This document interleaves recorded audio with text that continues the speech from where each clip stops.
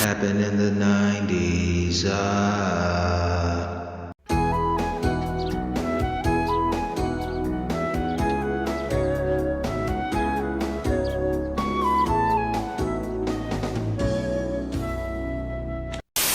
Imagine a Disneyland the size of San Francisco that takes you beyond Magic Kingdoms to new worlds like Epcot 94, the ultimate World's Fair of tomorrow.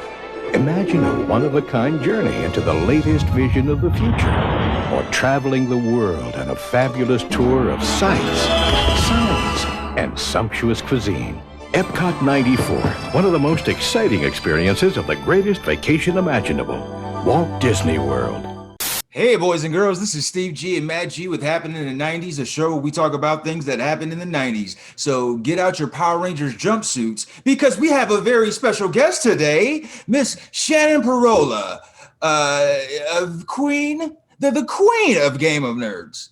I was going to say the host of Game of Nerds. She's the queen of Game of Nerds. They call me Mama Dragon. That's Mama Dragon. Wow. We came out with the whole, Game of Thrones time that was just coming on. And of course, our name is a play off Game of Thrones, Game of Nerds. Yeah. But yeah, that was my inside joke with the staff is they call me Mama Dragon because I am the nicest person. I'm fight for the nerds. But the minute you're on my bad side, I am going to fire you to hell. Wow. Watch out, Steve. Watch your mouth, bud. Hey, that's my kind of lady. Well, Shannon, first of all, again, thank you for being on the show. Oh my gosh, thanks for helping me, you guys. Much appreciated. We love it. I've watched some YouTube. I've listened to one of your podcasts. I just listened to episode 15 of The World of Voice Acting with Joel Gibbs, which I love. That's an amazing episode. That's like my favorite episode. Unfortunately, that was caught as a podcaster, as you guys understand this. When you have tech issues, my daughter dropped my mic and I recorded that on a broken mic. So I had to re-record all of my parts on a new mic and then piece it all together. And I call that my masterpiece of the podcast microphone fiasco of 2021. Wow. You literally did post and recorded your audio. Oh my, no. Yeah. I'm having horror chills just thinking about it. It gives you anxiety attack, doesn't it? Because it literally put me in tears. And then I thought to myself, all right, well, I have two choices. Either I can scrap the episode, which we talked for like 2 hours and when you connect with a guest and you just have that good conversation, you're like, oh my God, this is gold. And then to find out it's completely, his audio was perfect. It was just mine. I thought, all right, I'm going to put in the extra time and energy into this. And it took me an entire month to edit that sucker. Oh my God, it was absolute hell. Because there's no way you could call them back and be like, hey, you mind redoing that? There's no. You could. Yeah, let's capture that lightning in a bottle one more time. It's going to be great. Not only that, you think from a professional standpoint, you're like, great. Now I have to call back this voice actor who is professionally known on the East Coast. Like that. Yeah. Hey, I screwed up because my mic wasn't working. How big of a dumbass do I look? And he was wrapped up in some projects. And once again, as you guys know, podcasting takes some finagling and Tetrising. It didn't work out to where we could record. And I thought, you know what? I can't let this beauty go. So I spent the entire month listening to the scratch on chalkboard recording of what I said and then re-recording, some variation of it. A little pulling of the curtain for podcast listeners. A lot of them don't realize the links we go through to make this thing happen.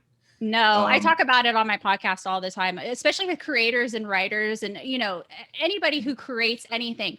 A lot of people think it's just so easy for these influencers to put up these reels and all this kind of stuff. It takes time. It takes energy. You have to get ready. You have, for us girls, I have to get cute to start dancing and planning and do all these things.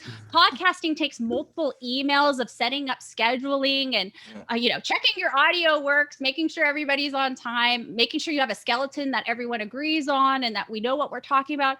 It's not just, hey, show up at this time and let's chit chat. Well, and also people don't realize, maybe they do, maybe they don't, but that, I think you mentioned it and Steve and I are exactly the same. We have day jobs. Like this is a passion of mine, but I'm not getting paid off it right now. You know what I'm saying? So to get all that, to schedule it for us to have guests on, we're really trying to like branch out and do that because that's a big part of podcasting. It is. We're very lucky that we're in a self-contained bubble of friendship. We've known each other since high school. So I see people online trying to find podcast co-hosts just randomly, and that scares the living bejesus out of me. So yeah, I like pulling the curtain back. It's actually when I got into podcasting early on, like, I mean, decades ago now. That's what interested me, was the behind the scenes. I come from a film background. That's sort of what I wanted to do, and I went to film school to do. So I understood like sort of how it worked mechanically, but just the functionality and how to get a guest, what a podcast is, what I enjoyed from the podcast I listened to that I wanted to emulate, stuff like that. It is a lot of behind the scenes work that I don't think a lot of people are aware of. No, TGON actually started as a podcast. Before we were even a website, I started TGON from just recording on a laptop in my hospital bed. And then after we realized how much work went into podcasting and editing that, we're like, no, Tumblr was the big thing. We're going to make a Tumblr website. Within a couple of years of being on Tumblr, Tumblr was like, I think Yahoo bought out Tumblr. This was around that time. Tumblr emails us and goes, get the hell off of us. You're driving too much. Like get off. So we're like, okay, We'll move to WordPress. Now we're having the same issue with WordPress because they're like, you're just too big. We don't know what to do with you.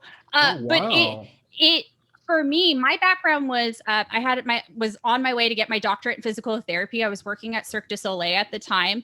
I was on a path to become a doctor, and then I got diagnosed with celiac disease. I was in ICU for 30 days. My friends would come and visit me, and they would literally get kicked out within 20 minutes because we're arguing over Doctor Who or Marvel. And my mom goes, I love you, but go make friends quietly. So I did online, and 8 years later, here we are.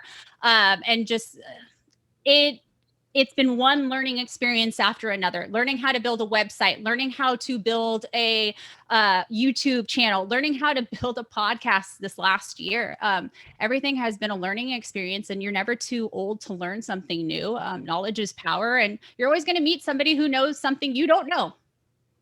Now, I'm not familiar with the diagnosis. What did you say it was? I have celiac disease, so I am highly allergic. Basically, I have an autoimmune condition that doesn't like wheat or gluten. So as a carb loading gymnast, that's all I was eating. I was eating sourdough bread and everything. I literally was basically killing myself from the inside out. With celiac disease, you kill off your little fingers and your intestines, which absorb your food and your nutrition. Well, when you kill those off, your body's not getting nutrition. So I was becoming malnourished. There was points where I hadn't eaten in 2 weeks. I couldn't keep anything down. But nobody could put 2 and 2 together. Me being only, I'm only 5 foot, I'm super tiny, and being 100 pounds, they kept saying, you're anorexic. You're doing this to yourself. It's all in your head. And it wasn't until I hit rock bottom at 60 pounds and I go, it's not in my head, that somebody finally started doing the test, and they're like, okay, she has massive celiac disease. At the time, my gallbladder was actually disintegrating itself from the inside out. And we didn't know that at the time. And then a year later, we found out I had SMA syndrome, which is basically my aorta runs through my intestines. So the more I eat, the more it compresses on my circulatory system. So I can't Joey Chestnut it anymore. I have to literally eat small meals throughout the day and not Thanksgiving it every single day. So there was a 3 years where I really couldn't work. I couldn't get my doctorate degree. I couldn't go back to nannying, which was what I was doing all through college too. Something that I loved and did while I was growing up through the 90s. But I had TGON. I was building that. That was my baby for those 3 years of roughness, as I like to say. And how long ago was this when all that happened? 2012. It'll be on Saturday. It'll be 12 years since 2012. Yeah. That's, I know somebody with, gluten is evil, guys. Anyone listening, fuck gluten. We all got to say that, but I know somebody that had that. And it is one of those things when it's a dietary thing.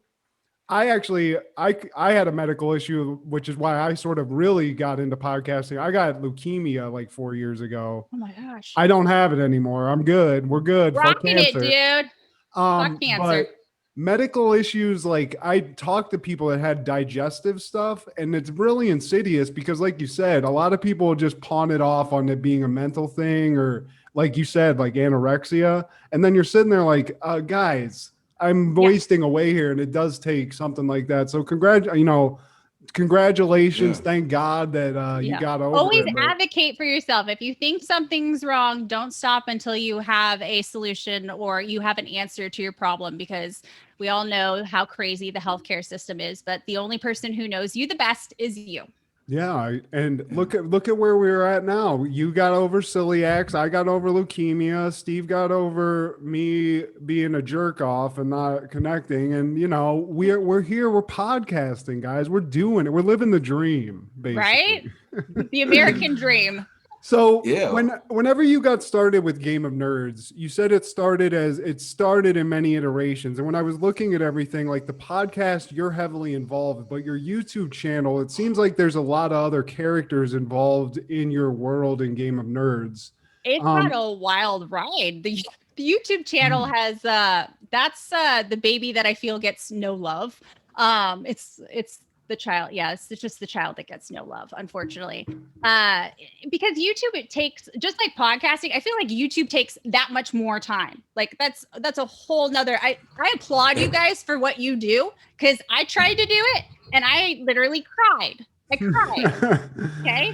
It's not worth the tears for me. But YouTube, I would find these creators, because TGON basically works on, I find writers, creators, people who have been told, no, you're not good enough. We don't want this shit. We don't cover that.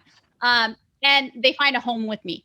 If it's nerdy and it's fandom related, we take it. I resonate. Yeah, I love that. So we would find creators who wanted to create, shows. They wanted to do their own live kind of Conan O'Brien thing. Someone wanted to hone their video skills to do movie reviews. We've had workouts. If you go back far enough, you'll find me doing the original videos and podcasts on there. It's been a wild ride for 8 years on that channel, but I think that channel kind of shows how we've grown so much. Exactly. And how we've gone from me doing it on a tripod to, having all these equipment and doing it the right way. It's been a while. I can't emphasize the wild ride enough, I guess. but it is a wild ride, and there's a sense of beauty in it, because like you said, when you look at the early ones and you look at the current product, and it's like, man, we've evolved. And it's kind of like even with ours, man. If you look at our first episode, I had a high top fade and Sally Jesse Raphael glasses. Man, we've grown so much since then, man. And it's like, you has evolved too. Like media has evolved, because we talk about the other day, just on the staff boards, we rock Twitter every single night doing live tweets between, the shows, because that was what you did. You said this was before, we had everything available on demand and everything like that. You sat down with the show and you had to go through the commercials unless you DVR'd it. You wanted to watch it live. So we were connecting with fans that way. Do we connect with fans that way? No, we got to get on YouTube. We've got to get on the podcast. We've got to connect with them different ways, because nobody is sitting down and watching the shows live anymore. Like nobody is. It's a different world now. And you know what, Shannon, with YouTube, with any of these social medias, you have to cultivate them. And like podcasting, it's still relatively new compared to the other mediums. Television's been here forever. Same thing as radio. And the podcasting thing, it's been around, you could say within the past decade, formally. And we're all still learning, because you still got a lot of people who are starting like, hey, I'm just going to get my buddies and push record. All right. And, there's more to it. You can do it that way. But, I feel like that separates people, the people who really are about this from the rest. Well, and also you can just see like doing those, because that's kind of what I don't know if you can tell, Shannon, by looking at me, but I do tend to go towards the bro side of things every once in a while. I did get into it. The first ones I listened to were like Mark Maron's podcast when he was really new. And Joe Rogan obviously is a huge one for like a bro like myself. But having a specific bend, like you have nerd stuff. We have the 90s. We're nerds, so I think we have similar paths. But having a specific thing to it, and not just being like what Steve said. Let's sit down and hit record and just talk about whatever the fuck's on Yahoo News or You got to something be like niche. that. You got to like pick a subject and pick a runway. Because I think Well, that's what we were just talking about. Instagram's pissed with us because one day we post about furries, the next day we're posting about podcasts, the next day we're posting about Marvel. It's like, fucking pick a lane, god damn it. And we're like, no, this is the lane we've chosen. We want to take up the whole entire freeway, all 7 lanes. Smart. And those are good lanes to be in too, especially now, especially Marvel. I mean, we could have a podcast about all things Marvel because I'm super into that. I love it. Oh, you didn't see my whole, that's. Oh God. I envy this that. is our Marvel room. Yeah. I Keep will them in the never get to box. that. My wife and I are of the opinion, I get it. You seem to be a collector. It looks better visually as a display, but we like to put ours out of the box and like boxers. yeah, we take them out of the box. Yeah, we got to get them naked. Frasier can't just be out in a box someplace. Frasier has to be on a desk looking at me from within, just outside of the box. So Frasier Crane. We started in 2013. There's a lot of pops in here that nobody else has, or there's very limited ones left of because they came from a convention that no longer exists and it was only sold at that convention. Every room in our house has a different kind of theme, as we like to say. This is our Marvel room, our office. Our daughter's name is even Marvel. Oh wow, great! We deepen the hole in the Marvel hole, but yeah, this is as my husband says, this is his baby. I love it. And that's all Marvel? This is all Marvel, all of the Marvel collection, except for Captain America. He's in the bedroom because our wedding, when we got married, was Captain America Winter Soldier themed until the end of the line. Wow. We want pics. You are a nerd, Shannon. You're not lying about this. And then my husband, he actually cosplays as these Funko Pop boxes. He's known as Pop and Hopper.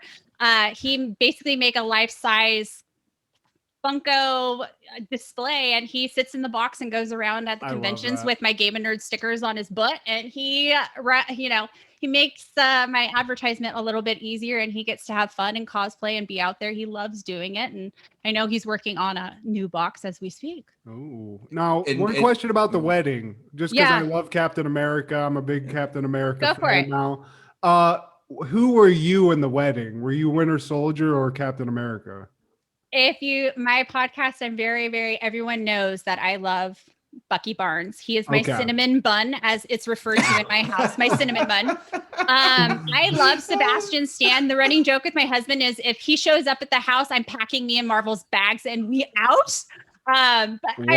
Watch out. But my last podcast, I told him, I was like, honey, I'm joking when I say this, because in reality, if he really did, I'd probably just be like, Sebastian now, Stan.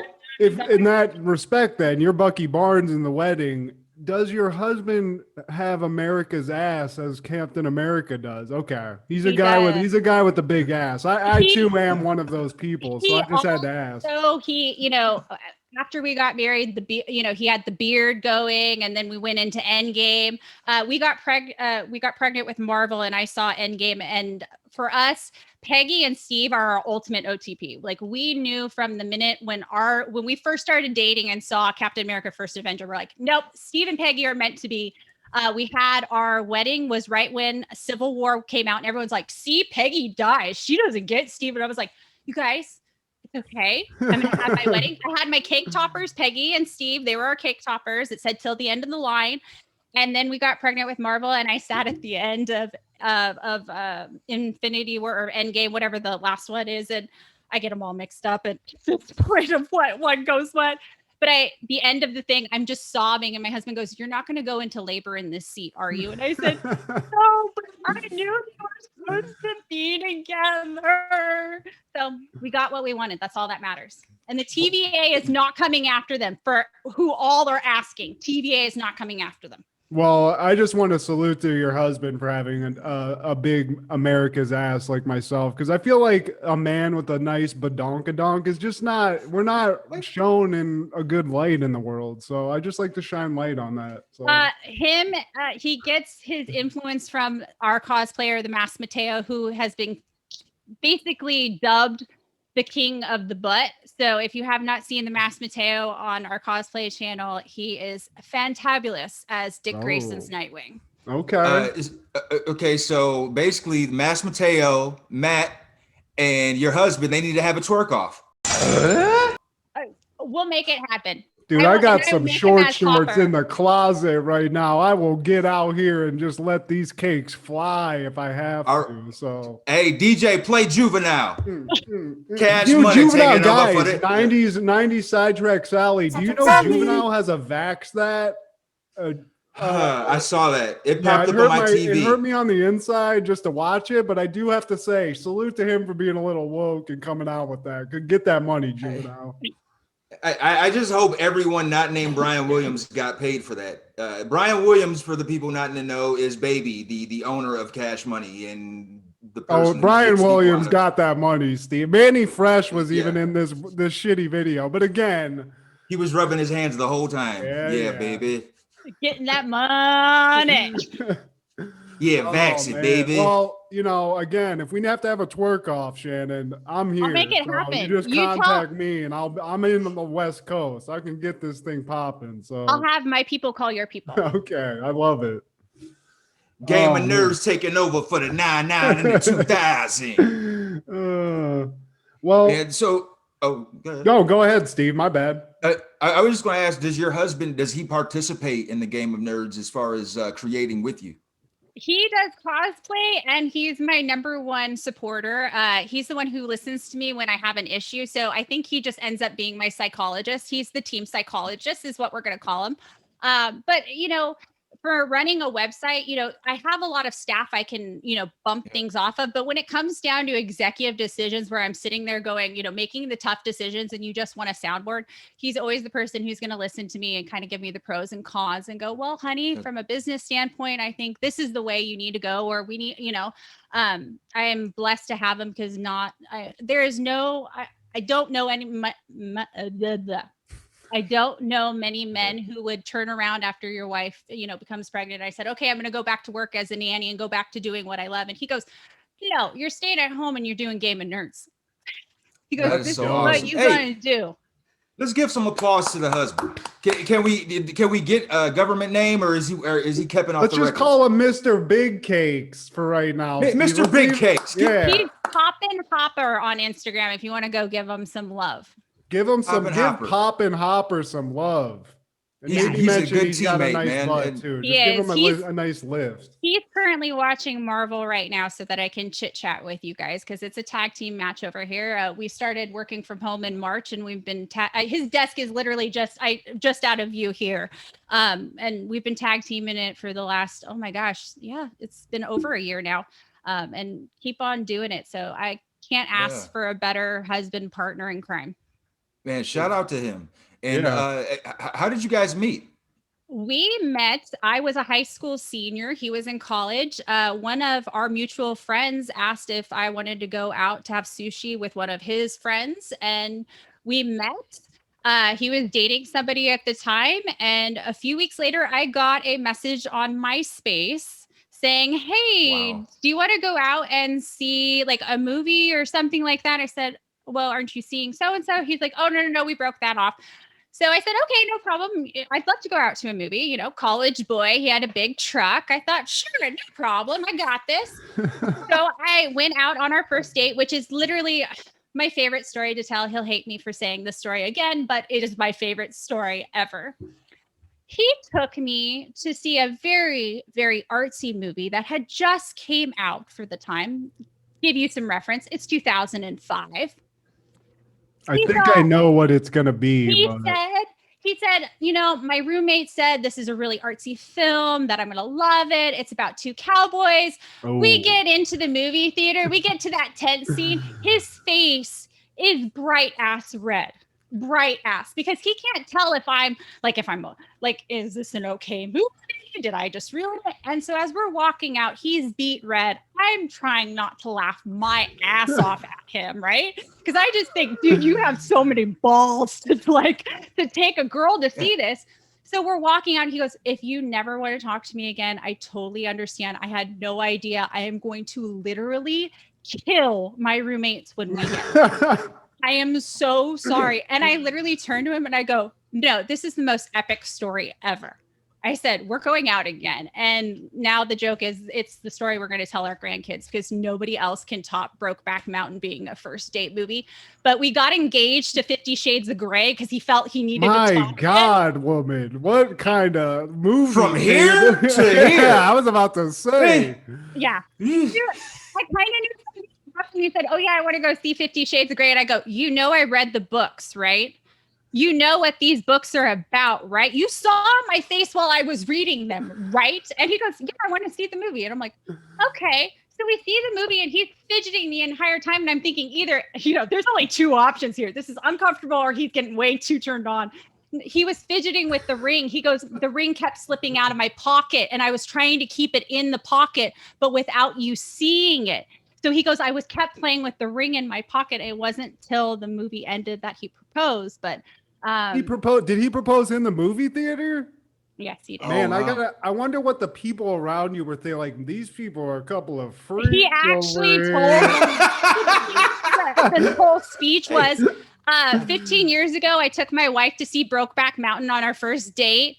And I can't quit her, because that's a line from the movie. Nice. I can't quit her. So I thought that the only way to put a ring on it was 50 Shades of Grey. Wow.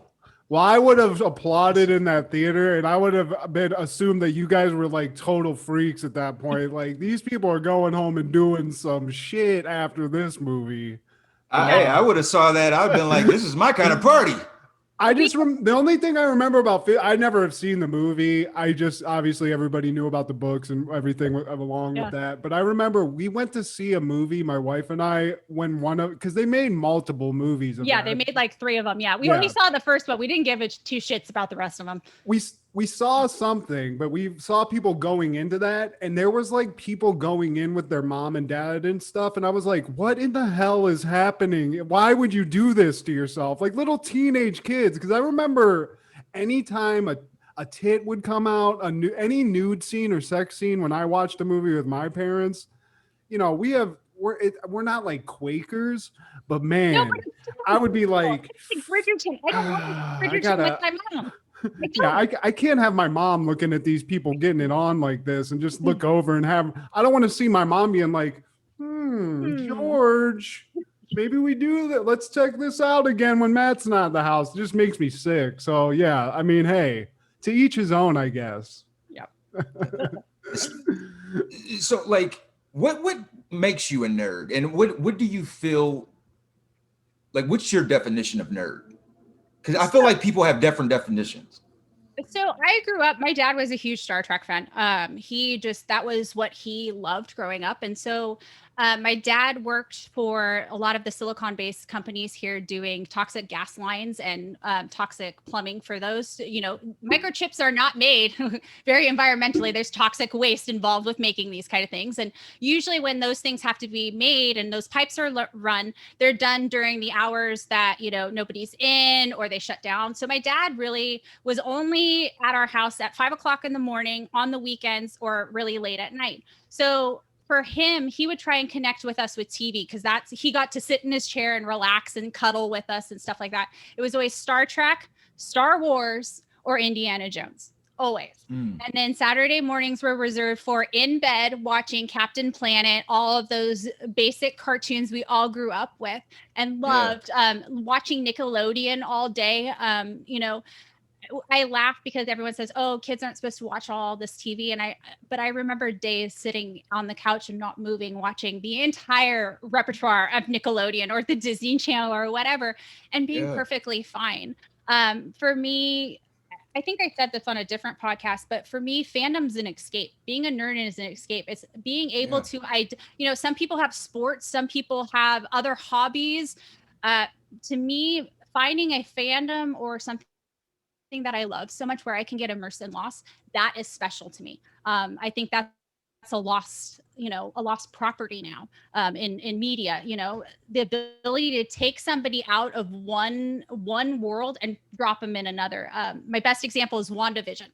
When I watched WandaVision, I felt like I was nowhere in the MCU. I was like, what the fuck is going on? But then Winter Soldier came out after it. It was like they picked me up after Endgame and just dropped me back and like, all right, we're back. Let's go, bitches. And I'm like, all right, this makes more sense. And that's what I love about being a nerd is watching Indiana Jones and being Harrison Ford's, running mate, after the boulder. It's getting lost, I guess.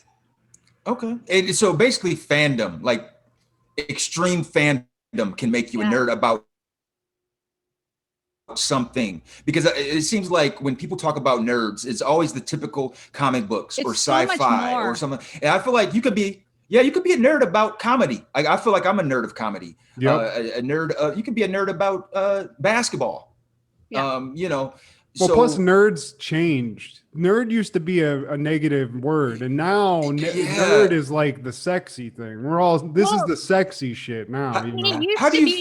It used to be, well, you either are a Jedi or you're a Trekkie. Like you could only be two things. And me growing up, I was told all the time, girls can't be Jedis. Girls can't be Jedis. And then Rey throws on the scene. I'm like, oh, fuck you all. I told you so. Right. But for me growing up as being a girl, I was always told, no, you can't do this. This is not for you. You can't play with Power Rangers. That's why I think I gravitated to the Pink Ranger and Kimberly. She was a gymnast and she kicked ass. I was like, no, nobody tells her no. I can do it too.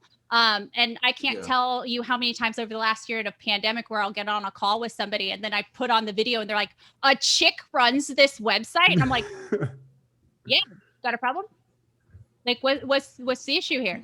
Girls can be nerds. We're just as fandom related. We get nerdy on these stuff. And our biggest thing with the Game of Nerds is there's no shame in having an unhealthy obsession with a fandom, whether that's furries, Marvel, DC Comics, you like video games, you like comic, anything. What you love it. Because life's too short to not love what you love. Nasty. And I feel like it gives you that sense of childlike spirit, which I feel is healthy for you. It's totally fine. It's people confuse being childlike with childish. And, you can still be a responsible adult, you know what I mean? And still like have that sense of reminiscence. And like when I watch old wrestling matches, I feel like that's mostly what it's about, to take me back to that time when I was 7 years old watching Hulk Hogan or Macho Man. And then that's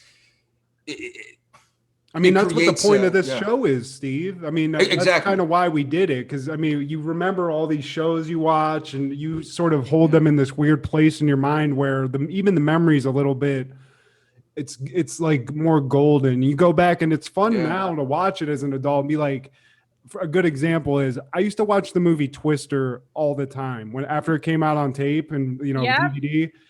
We went back and watched it recently. It's a big piece of shit. So grandparents getting their first surround sound like giant TV setup, and that DVD came with it. I don't know how many times we watched that movie and we thought we were the coolest people ever, watching like the whole window shake when the Twister would come and everything like that.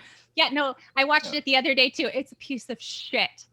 I mean, they're fighting tornado. They're dueling with tornadoes and human beings. But the one bright spot I have, there's two. Philip Seymour Hoffman's character in it, and R.I.P. Bill Paxton, both R.I.P.s.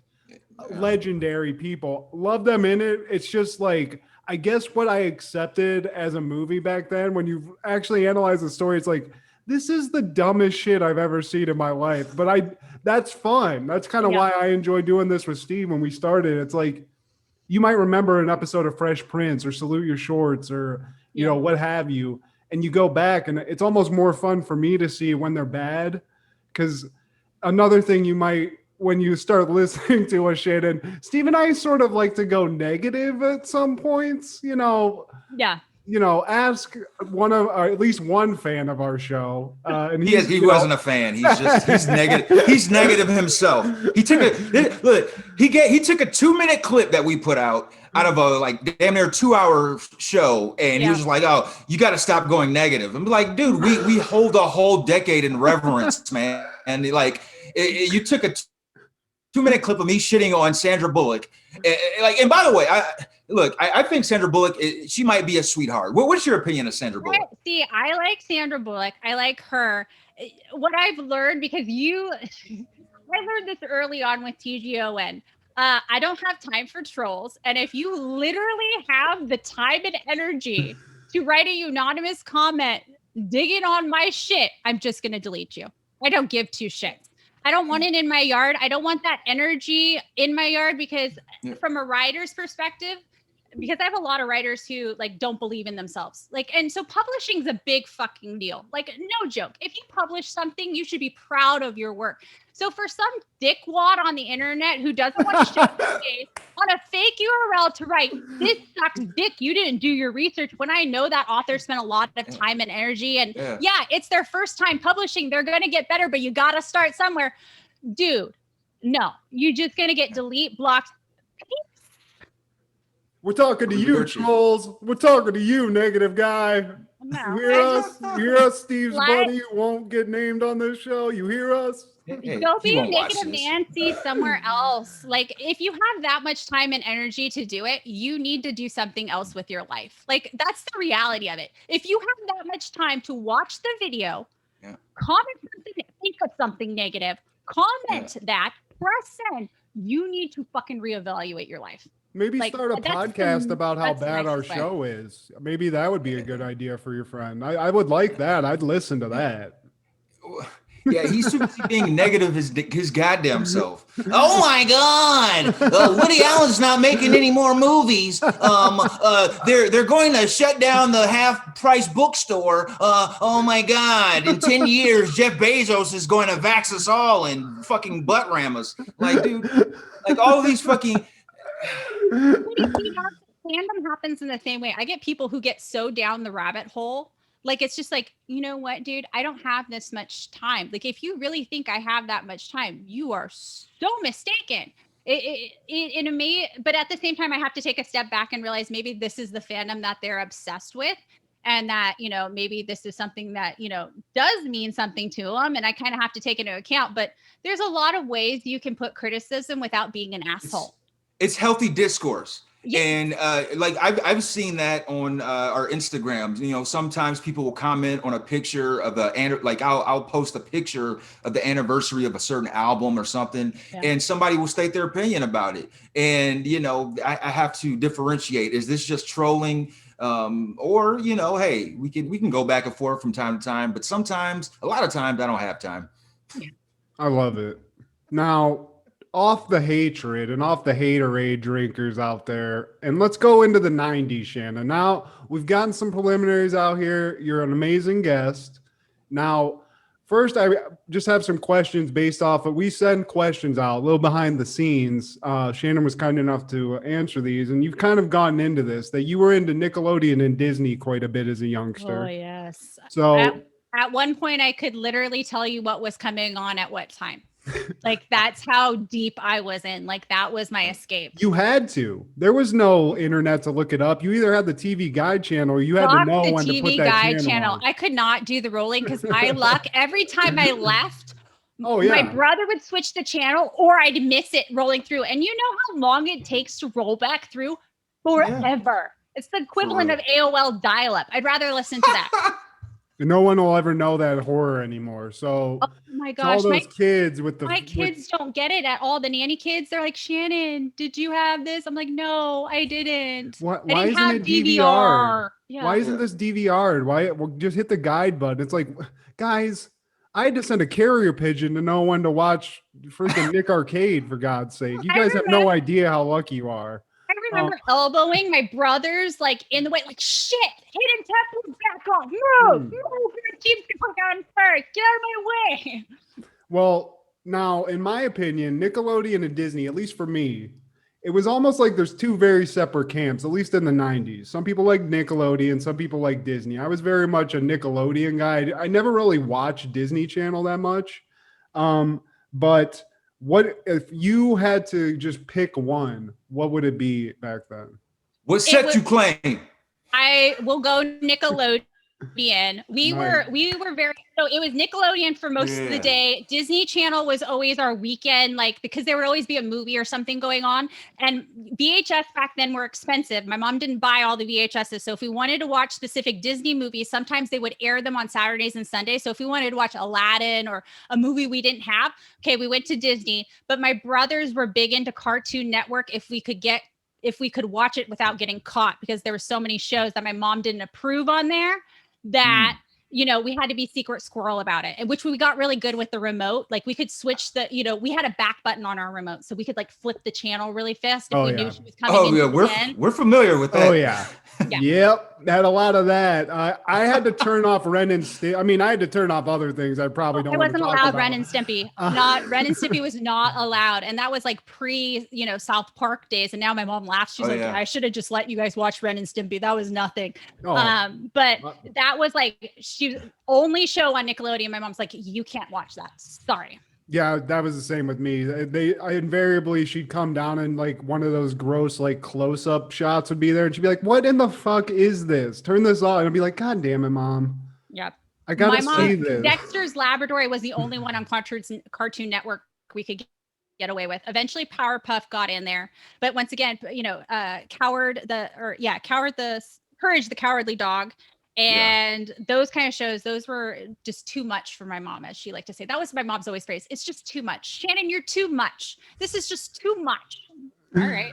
Well, you're a Nickelodeon kid, so we don't have to just end this now. Thank God. Oh, that's good. I was worried. I had my finger right on the end button, but luckily you passed the test, so you're good. You're 1 for 1. All right. Next question. All right, now I'm ready, you guys. Let's go. Steve. Nickelodeon just had more gravitas. I feel like Disney, especially in the 90s, they geared more towards the little children, whereas Nickelodeon, it was more like revolutionary. They had different game shows, Nick Arcade, Wild and Crazy Kids, Double Dare. Shout out to Mark Summers, legendary. That was the beginning of reality shows. Like really, if we think about it, Nickelodeon was the basis of all these reality game, like we had Prices Right and everything. But really, if you think about Nickelodeon's lineup, it was 95% reality game shows with a few animation shows thrown in here and there. So they were the ones who kind of chauffeured us into 2000 with, let's start bringing in Survivor and all these other, all those other shows came swiftly after.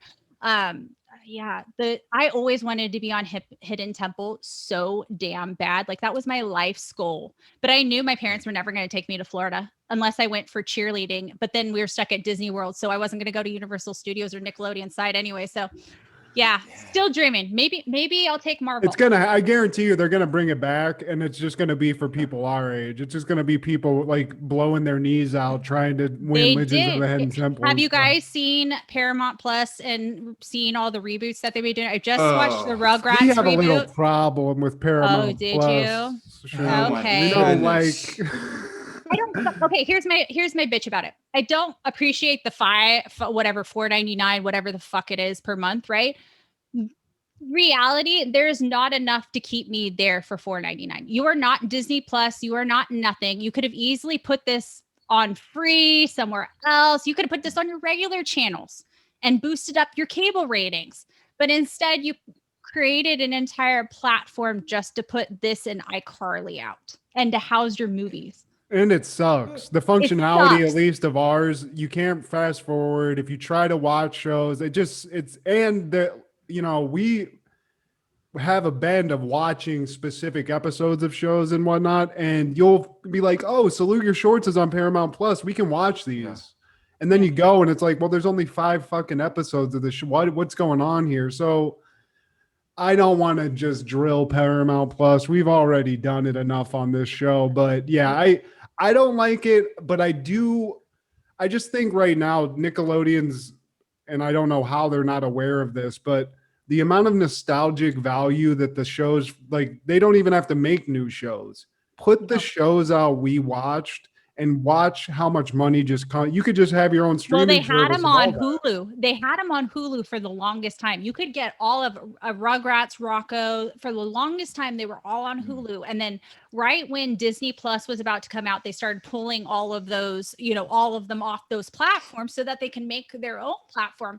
But once again, if you're not going to house every single season or anything like that, because the reality, like my husband was saying, he goes, I'm not buying Blu-rays or DVDs anymore. Like everything has to be HD or on a streaming service. And then if that streaming service we're going to keep and pay each month or each year, it better house what I like watching. And what, Right. I want to see every single episode of Rugrats. I want to see every episode of All Real Monsters and all these shows that I grew up and loved with.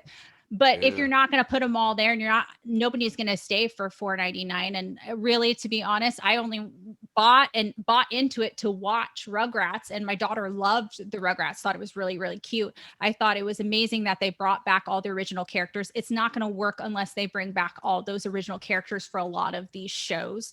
If they want to reboot them. But even like you say, just putting the old shows back on and being able to do it, you'll get money that way. I mean, Because you've got all of us. and they're not even putting out, like, there's I'm sure everybody here knows it. Pete and Pete. Yeah. That show is, maybe you watched all of it. I actually bought the DVDs, or no, I didn't, but my roommate in college had them. The show is, as far as a kid, I mean, it's a groundbreaking show as a kid's drama or whatever you want to call it, or comedy, but it's nowhere to be seen. So that's where my frustration is. It's like, they're going to make new shows out of the stuff we grew up on, because the people our age are the ones making the content, and that's what they want to see. So I don't like reboots. I'm disappointed by 99% of the ones that have come out. But just put the old shit out there, because that's where you're going to make the money from people like us, who it's like, all I want is to pay for the stuff that I used to watch. I don't need to see, Fuller House. I'll watch Full House. I'm cool with that. But, I think we'll get there. We're just sort of in this time now where, like, when I went to film school in 2009, I graduated. So it was right when YouTube was there, but it wasn't a useful thing. So when I went to film school, they were like, that's not a valid way to entertain people. It's just a fuck around. It's going to go away. And look where we're at now. Like Instagram. Exactly. It's the same thing with photographers and Instagram. Oh, nobody's going to use this platform. And now here we are now moving back to a video, look at how Instagram's evolved and everything. It amazes me that technology has changed. But then once again, like we were talking earlier, how, when we were kids, it was, we only had these sets of channels. There was no streaming. There was no nothing. Now my daughter has a choice from cable. She has 9 million different streaming options, and which app do you want? And now me and my husband continuously ask, okay, we've got to drop something, like we like all of these add up at $7.99 $4.99 a month and everything. You might as well have cable. Like, that's what my old ass parents are like. They're like, well, we're gonna drop cable, what should we get? And it's like, if you get all the stuff you're talking about, you just might as well be paying for cable at that point. So but that's what they were trying to do anyway. Instead of going to a cable company, they're just making you pay for each channel separately now. Yeah. So I won't be surprised if cable starts going away and we just go to streaming. It's just going to make it harder for shows really to promote themselves if they're on separate platforms. I mean, I don't want to have to keep Disney Plus really kind of has the best off, because they've bought in so many other networks to go into it.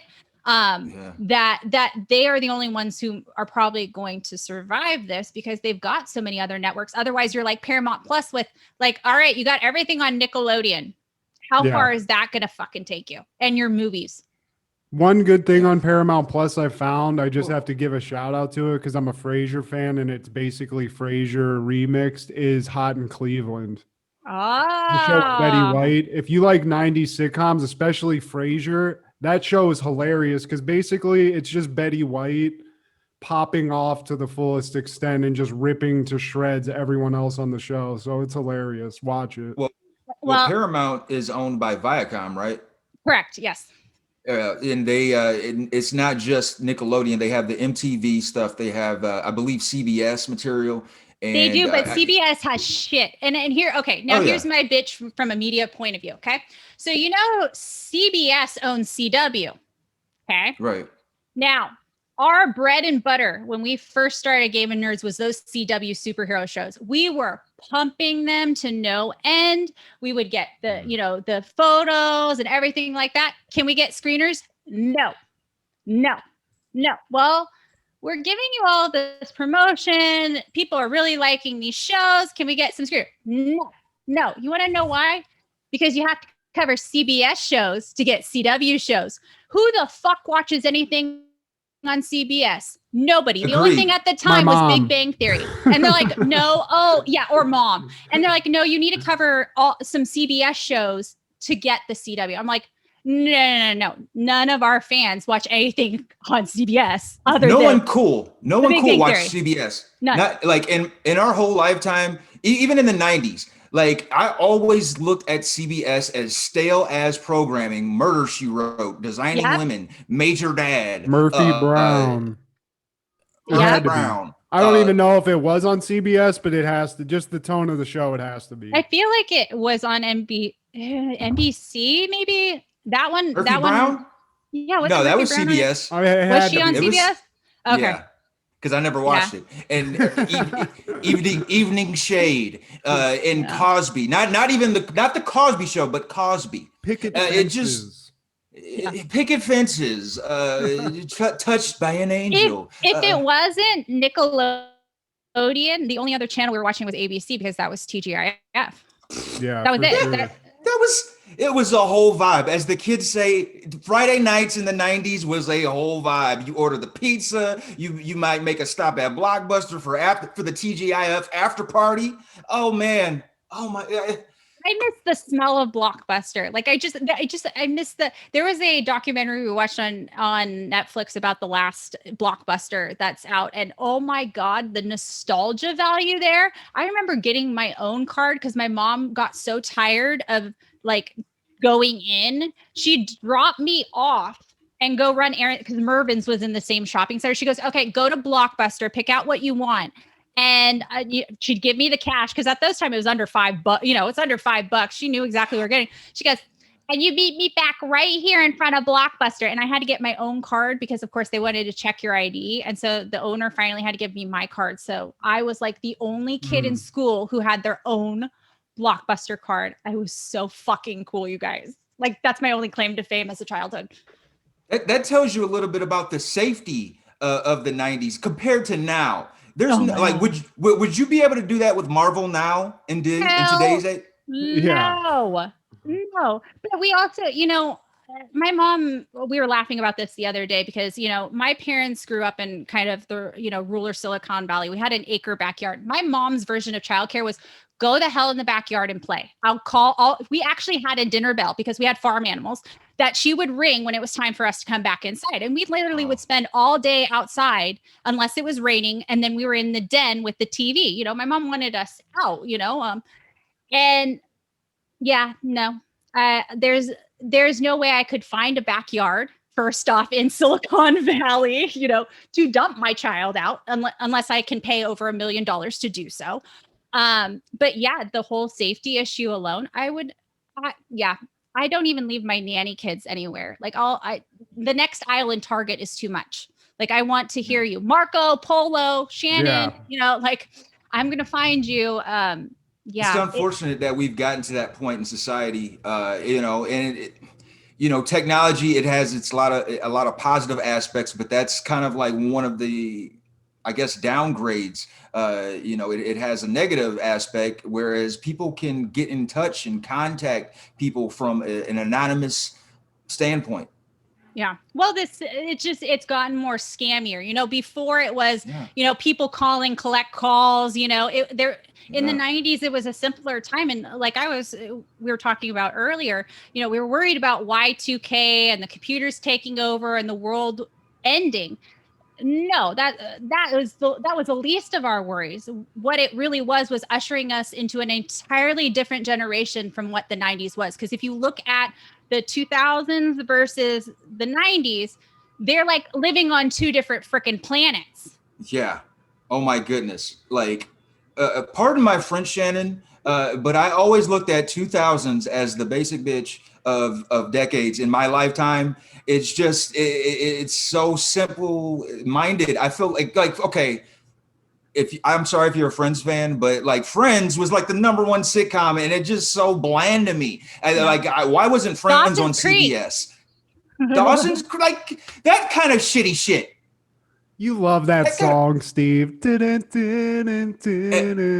Hey, shout out to Katie Holmes. She's a Toledo, Ohioan. Shout out to Katie Holmes. I saw her I'm at sorry. Franklin Park Mall when we were kids, Steve. I saw Katie Holmes in real life. I saw her. Pictures or you lied. Pictures or you lied. Right. No, and that's the other thing. I'm glad that I like came through the 90s because I can only imagine like the level of fashion and the stupid ass shit me and my brothers did that if we had a phone that we would have recorded and put on the internet. Like I tell my nanny kids all the time, the internet is forever and you don't realize that. Forever. You will never, ever, ever, ever, ever, ever escape it. Don't post it unless you want to live with it. Yeah, I mean, people definitely need to figure that. There's old people that need to figure that shit out. You know, that's why I sort of avoid Facebook is because the people that I were considered friends in real life, and then they got on Facebook, and it's like, what is this guy talking about? This guy has 8 DUIs that I know of, and he's talking about politics. Like, what the hell is going on here? I don't need this. So no, I'm with you. It was this whole simpler time. I mean, I remember, AOL, getting my first AOL, username at grandma's house to the point my mom got so sick of us going to grandma's house that she bought a computer for our house. And I think that was the gateway drug for my middle brother. I mean, he became a computer whiz, but at that time, computers were so misunderstood and nobody thought that they were going to amount to anything. My parents were like, no, you should really work on school and And now like their biggest regret is we should have just let him play with the computers. He probably would have been the next Steve Jobs. Like he was so into computer. But she goes, at the time it was like, oh, that's not what you do. You became a doctor, you became a lawyer, you became an everything. And so I feel like we are the last generation who are going to grow up with like typical traditional jobs where we were told, go become a doctor, go become a lawyer, go become a firefighter, a policeman. And now we have all these jobs like, I made an entire business about geeks, entertaining. People are making entire businesses off podcasts, off blogging, things like that. The world has completely changed. It has. And our generation is a weird one in a sense that like we were old enough to see this world before the internet. And we've seen how like it's blossomed and in a way kind of led to the transgressions of society. And we were able to experience the Reaganomics, the George Sr. and George Jr. Well, I actually have a question that goes along with this. That since we're talking about time and how it's sort of aged like a banana in the sun, I guess. Shannon, you said in the questions that we sent over that the 90s were basically like a combination of retro style from the 80s and some sort of vague future that we didn't know about. 100%. I agree with that. I love Transformers. I always use that as a benchmark because when we were kids, we were told that by 2012, we're going to have flying cars and robots that could change into planes and laser beams and stuff. We haven't gotten that. I feel cheated. But given what you saw in the 90s and what you were hoping for, and I'll give this to Steve also. I think I know your answers already. Are you happy with where we're at? Do you think that everything is sort of moved in a positive direction from what we saw in the 90s, or has it become a giant heaping pile of shit like the guy like Jeff Goldblum saw in Jurassic Park? The way you say it, it does. It kind of ended up like being Jurassic Park. We have a lot of potential. I think like we were all saying the 90s was an era where we were, waiting and kind of waiting to see how technology progressed. And we had no idea how it was going to progress. I think AOL was the first kind of inkling of which direction it was going to go. And we probably should have gone, hey, this is, like, notice this, like this is going to get bigger.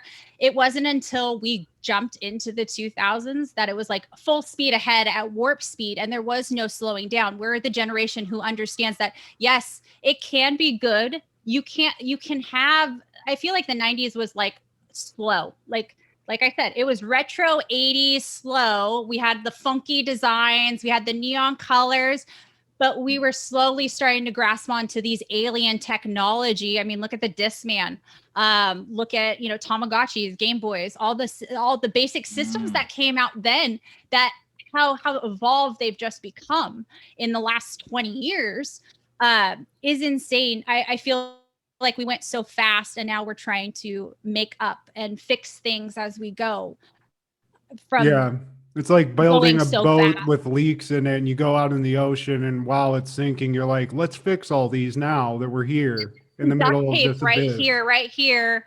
Yes, it's just we grew too fast, and now the only example that I really can use is like, I mean, look at like things like Amazon and everything like that. You look at giants like that, and it's how they were smart enough to survive the 90s and be a brand that we recognized on TV, like Doritos and High C, all these big things that we grew up with.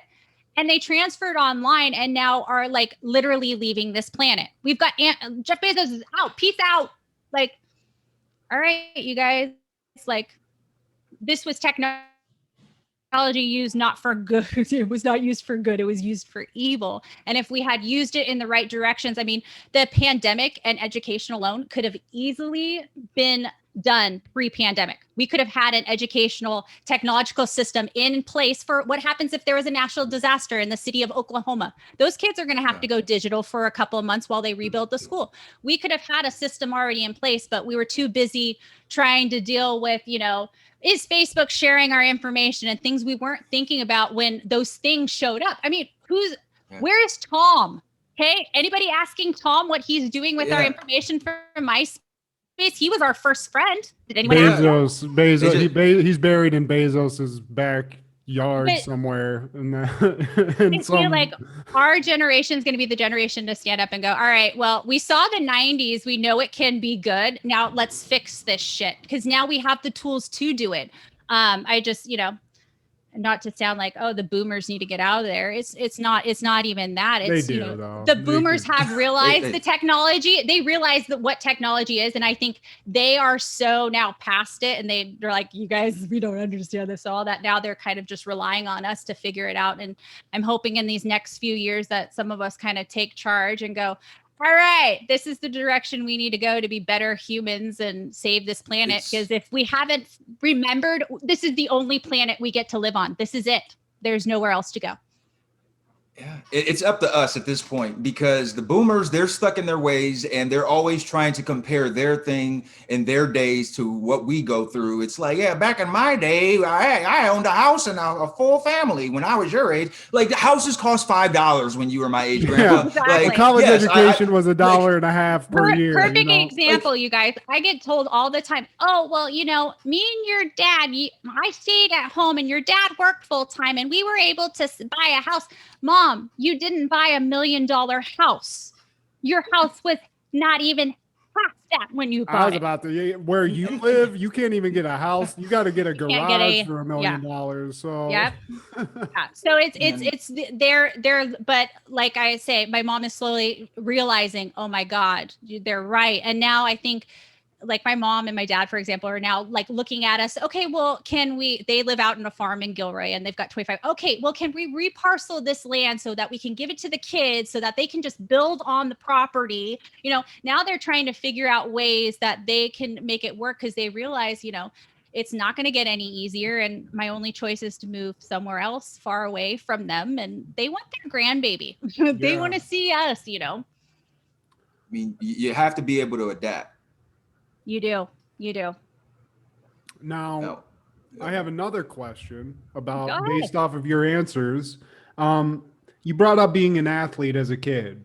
I was a Chris Farley kid. I was very fat, but I was also very athletic for a fat kid. So I'm not beyond that realm. I was not an athlete though. Steve was more of an athlete as a youngster.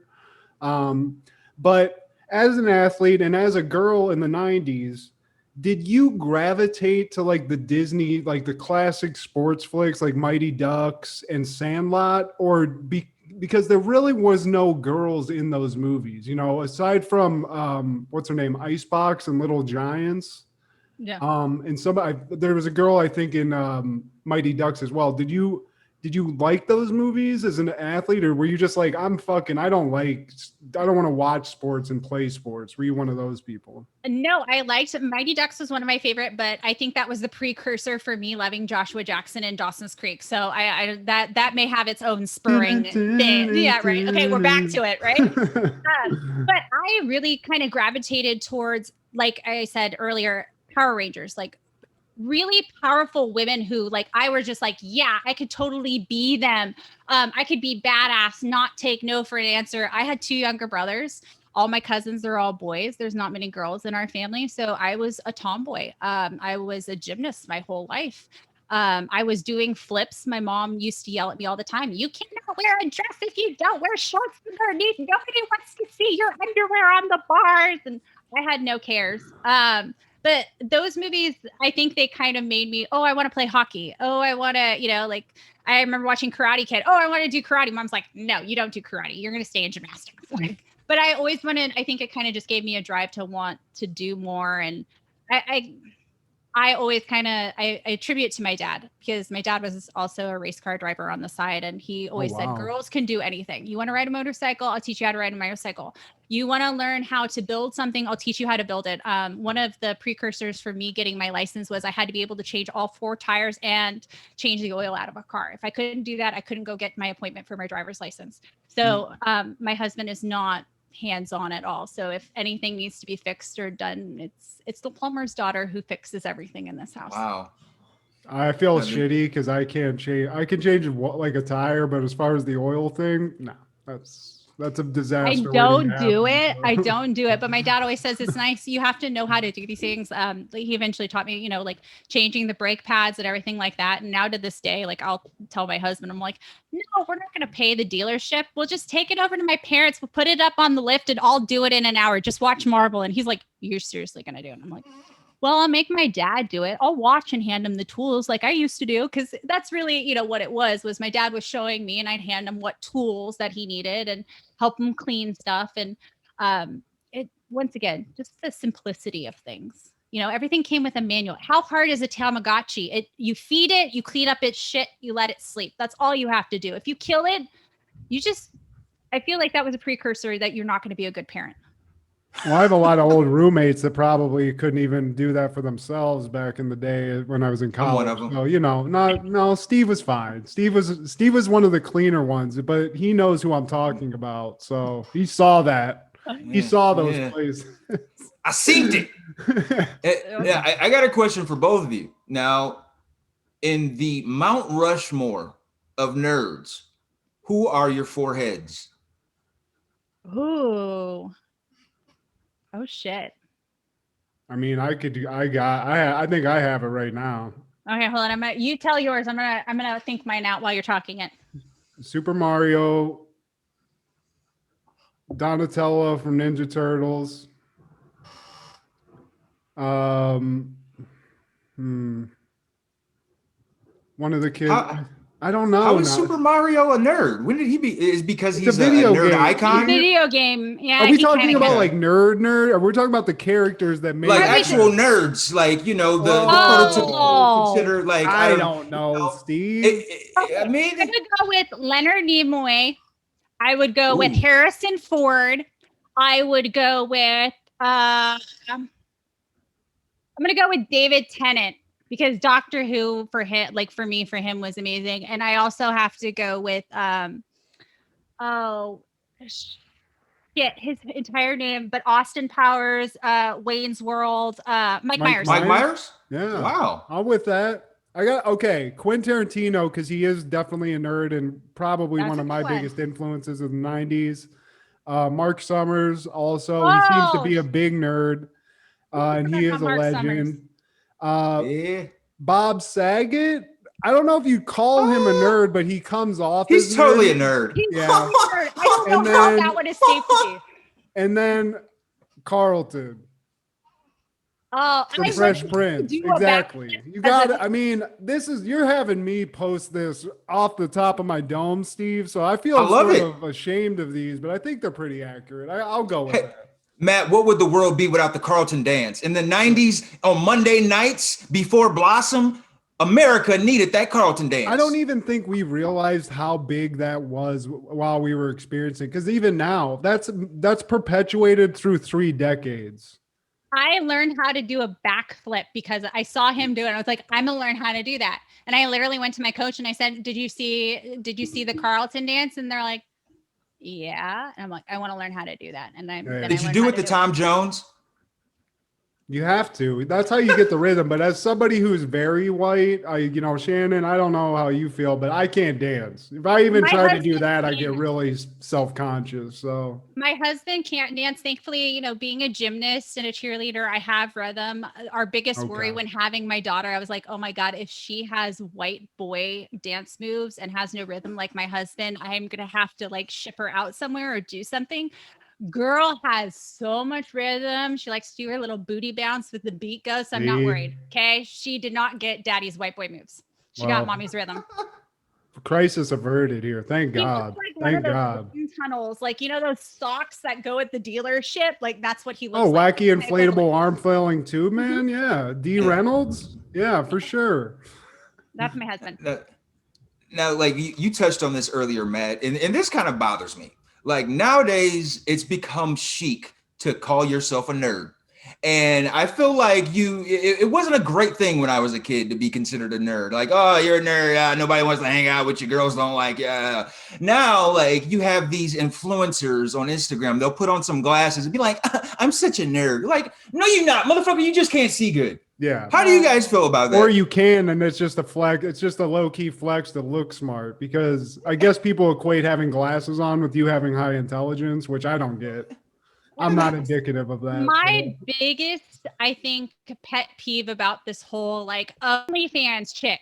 Okay. Now, I love you. I know you nerd boys. Yeah. I know some of you guys don't get out. I understand that you have problems talking to the other sex, or, maybe even same sex if you flow that way, whatever you identify with. Okay. Give it to him, Shannon. Yeah.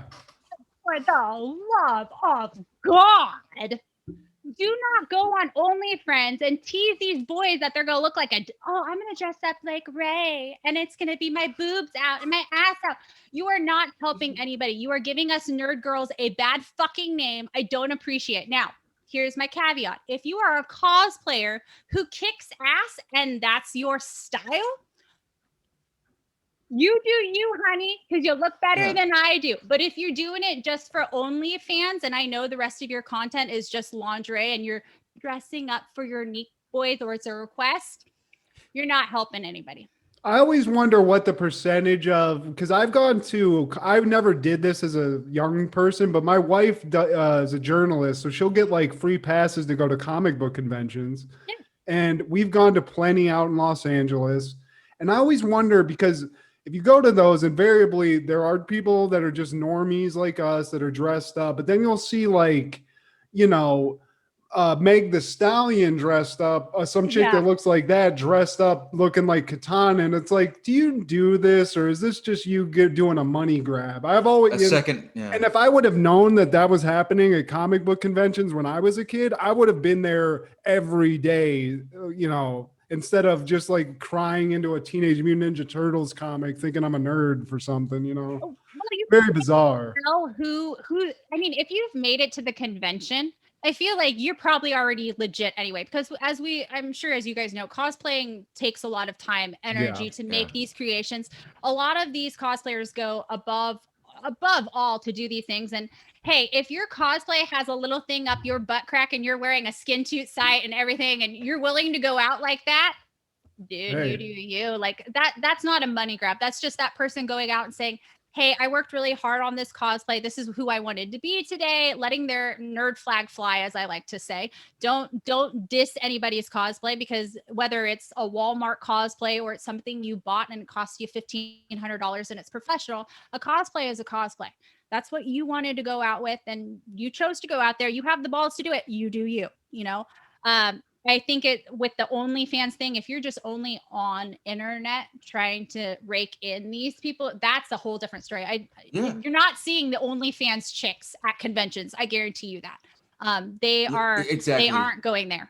That's not their poser. Yeah. Guys, I'm gonna have to stop doing my nude Wolverine review on OnlyFans that I've been doing for the past month. I feel so But ashamed. if you have like that's a whole different thing. If you have like a whole brand, like because I know there's a couple of cosplayers who do cosplay where it's like lingerie like or where it be more skin, it's usually it gets banned on Instagram because they'll view it as too much. But then they decided, okay, well, if Instagram can't have me, I'll go to OnlyFans. And so they kind of transferred their membership over there.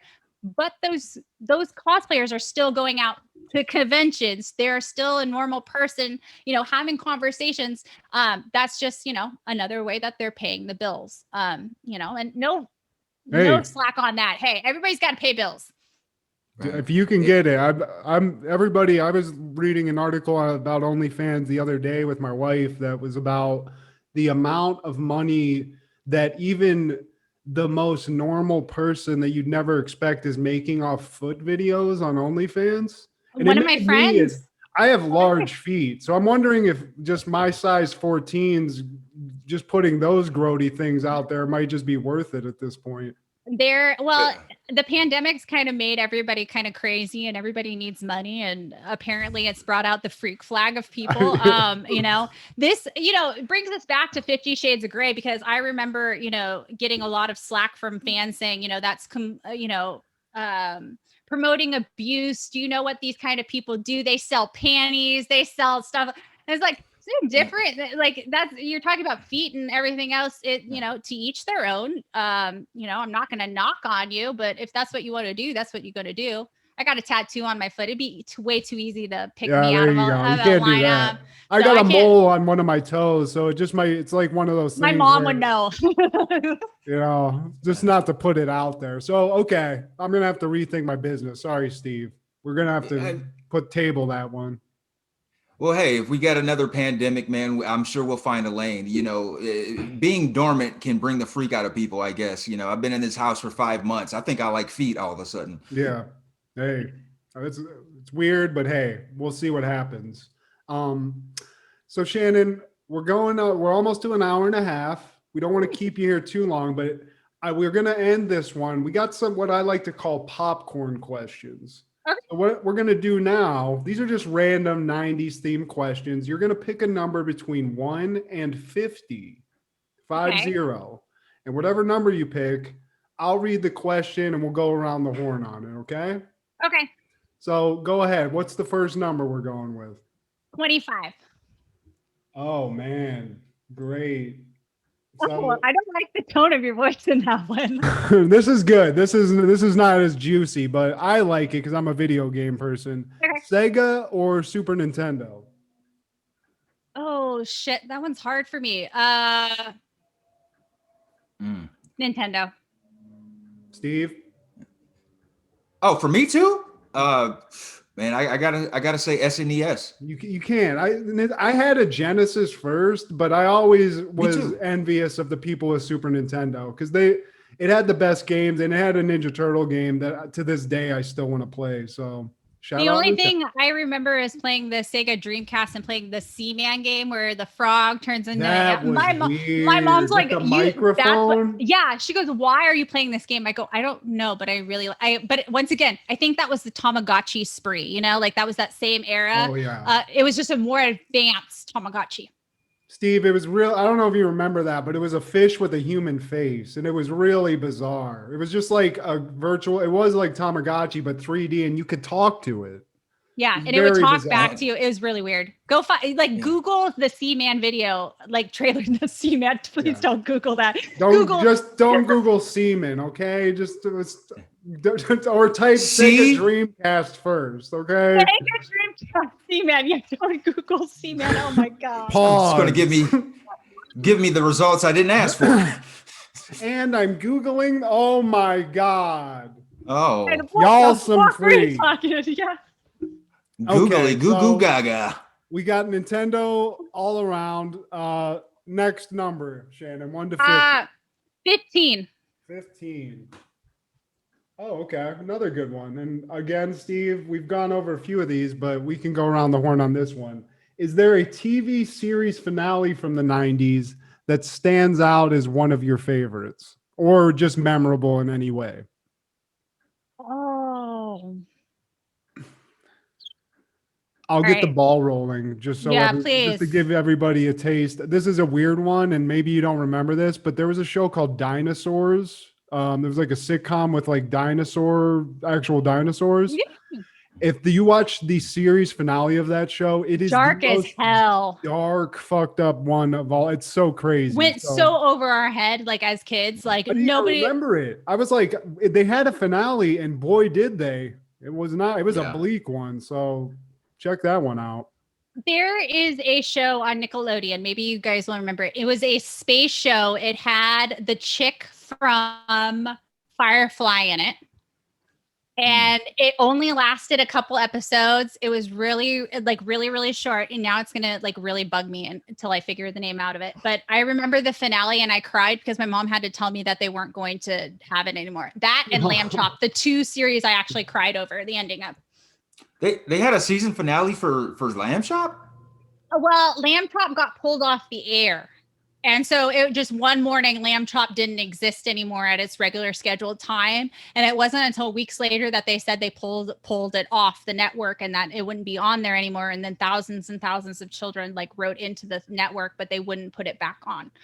So my mom told me, she goes, yeah, I read in the news that Lamb Chop, they're just not going to have Lamb Chop on. I want to say it was like Saturday or Sunday or something like that. She goes, it's just not on anymore. And I go, okay, well, where can we watch it? She goes, well, maybe the video store will have a video of it. They never put her on VHS or anything like that. Oh no! And Guys, Sherry- I'm gonna pause real quick. I hear my door knocking, so I'll be right back. Okay. No, go for it.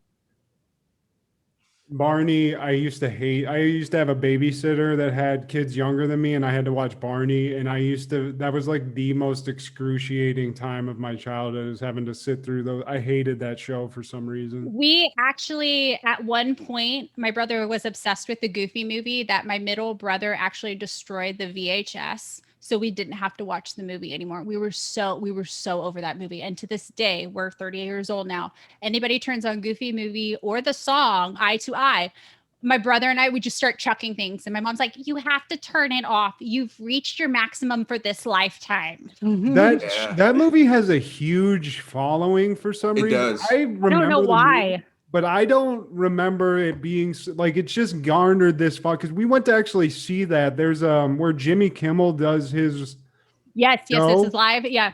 They show, I mean, it's like they show Disney movies there, and it's like a really nice old school theater. And we went to see it with a bunch of my wife's friends because they were into the movie.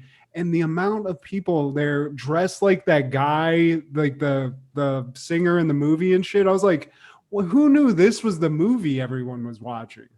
I didn't remember Goofy that. Goofy wasn't like the most famous out of that collective. It was like kind of the Mickey and Donald thing.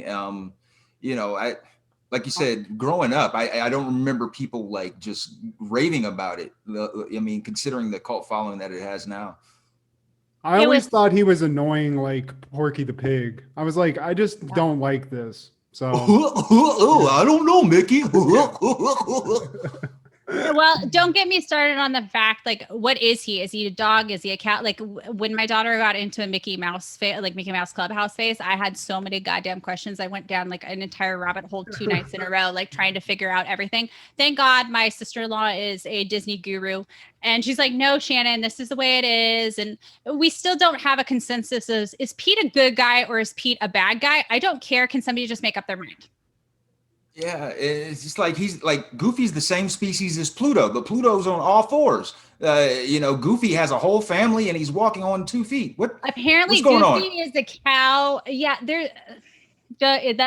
that's a whole nother podcast. I was gonna say, we need to like open this Another up to the podcast. internet, get some explanations on this. Yeah, there's a whole, I'll bring in my sister-in-law. We'll have a whole podcast on it. But I found out the name of the show. We were talking about season finales before. It was Space Cases. I don't even, that's so deep. Yeah, I don't even know It was about a Canadian show that was on Nickelodeon for 2 seasons. And I remember the finale. That's what it was. Yeah. And it had Jules Strait from Firefly in it. Do you remember that? Man, that's a deep cut. Yeah. Yeah, I don't remember that at all. I don't remember that one. That's too Disney for my taste. So Oh no, it was super It- weird. It reminded me of Spaceballs. It was like a kid's version of Spaceballs. now that you want to watch a movie, everybody, if you haven't seen Spaceballs, I can't be your friend. So I hope Steve, you've Baseball seen it. and The Princess Bride. If you haven't seen those two movies, I feel like you shouldn't be allowed to review movies at all. Yeah, I'm with you on that one. Steve, did you say what your finale was? Man, mine would have to be Fresh Prince. Just, the goodbye with Uncle Phil, the hug, just saying goodbye to everybody. The Carlton dance one last time. It had everything you could ask for in a finale. Like all the things they threw Jazz out of the house one last time. Yep. You know, Yeah. all the recurring staples, the things that made the show great. They gave you one last shot, one last taste. That's how that should be like the benchmark of how to do a finale. I mean, now you don't get them in the same way we used to, where they're just like, oh, show's canceled. Yeah. And, so they don't get the shot. But yeah, I'm with you. The Fresh Prince, in terms of a good one, that's the one to watch for sure. No. Now, one more. We're gonna do one more, Shannon. So All right. Let me think of a good number here, you guys. Let's go with 2. 2. Okay, we're going back. Oh man, Oh, is it Uh-oh. doozy? Okay, good. this isn't dirty. This one's from my wife. She helped me with Oh, this list, and I this is like a her. good one. This is a Okay, great I one. probably already like her then. Did Clarissa really explain it all? No, bitch knew nothing about what the fuck she was talking about. Bitch had no idea what was going on. And there's actually a book. So I guess they wrote a book after it, which I read. And still, she doesn't know what the fuck she's doing in the book either. So no, she didn't know what she was doing. She did not explain it all.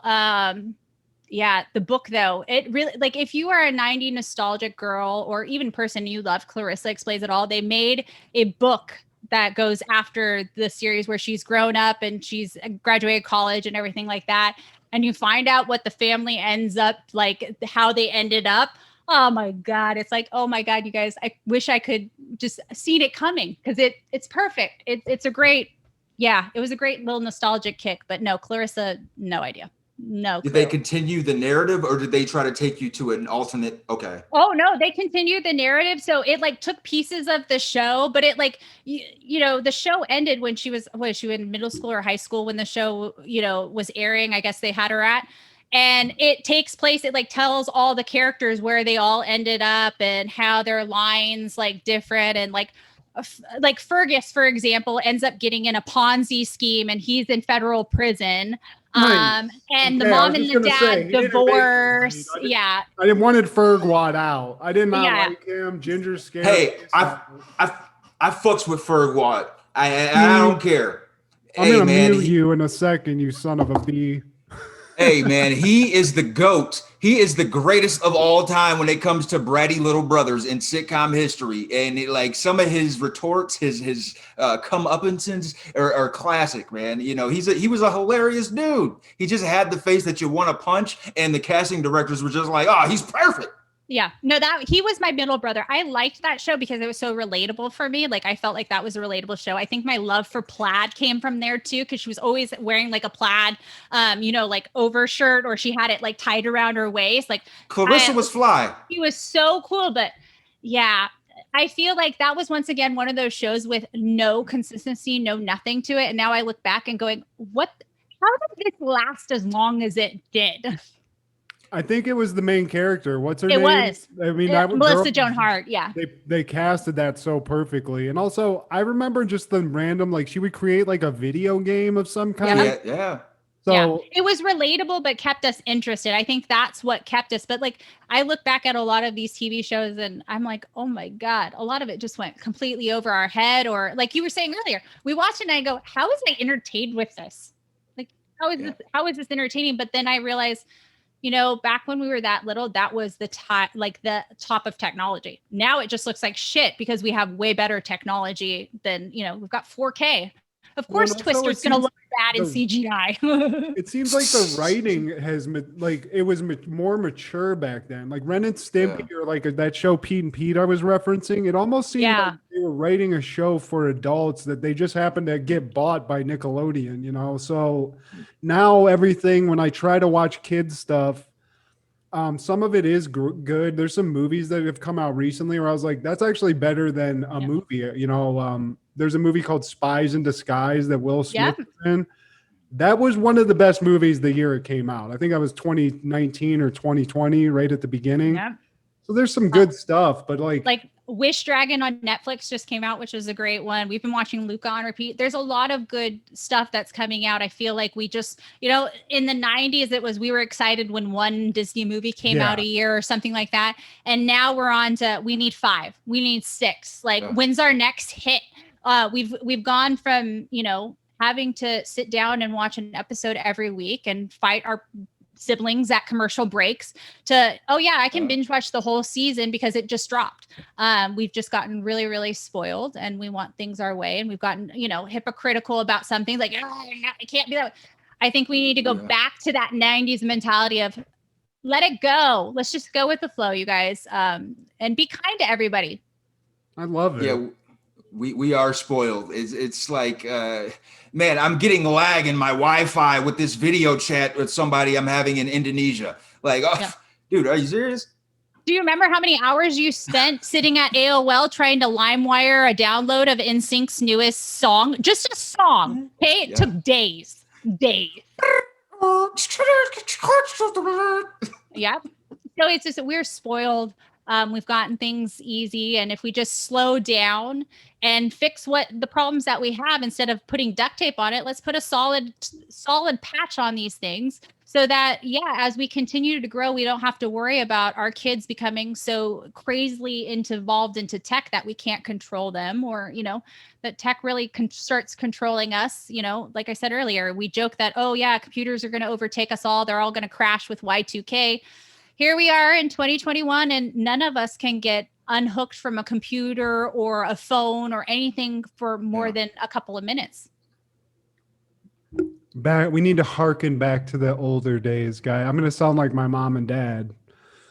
Back in my day, I used to know people's phone numbers and know addresses. So we need, you know, a little more of that. But, you know, I think we should wrap up this one. But Shannon, first of all, I got to just say again, thank you for coming on and being such a great guest. Thank you, Shannon. You're amazing. I would love to have you back on. So hopefully this isn't the last time we're affiliated with Game of Nerds. Oh my gosh. Thank you so much for giving me just a couple hours of your guys' time. And, you know, I've been talking to my husband, my daughter for the last year. It's nice to talk to other nerds. My podcasting is my outlet. You guys will for sure be on my podcast because I want you guys to come talk 90s with me. So we will definitely be chatting more. And whenever you guys want me back on, you call me. I'll be here. I got you. Well, for our listeners, if you could, now we're going to have all your detail or your information in our details below the video and in the podcast stuff. But just tell everybody where they can find you real quick.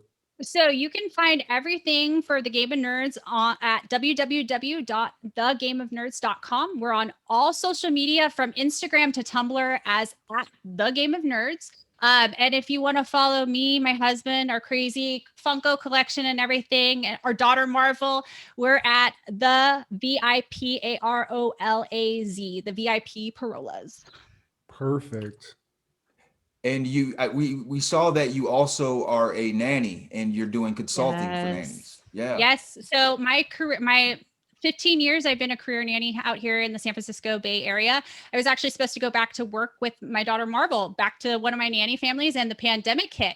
So I literally have been directing traffic since last March of helping parents try and figure out whether they need a nanny, if they need daycare, what kind of childcare they can afford, just kind of being a soundboard and, you know, have it being a place to ask the stupid questions. I say there's no stupid questions, but a lot of parents feel that there's stupid questions, but just being the person in their corner to kind of help them out and figure things out, because it is a zoo out there. Shannon, you a bad mofo. You go, girl. Yo, you guys. She is the head of Game of Nerds. She is running a nanny business, and she went on a date to see 50 Shades of Grey, and the safe words were, "Will you marry me?" This is Steve G, Matt G, and Shannon Parola with Happen in the 90s.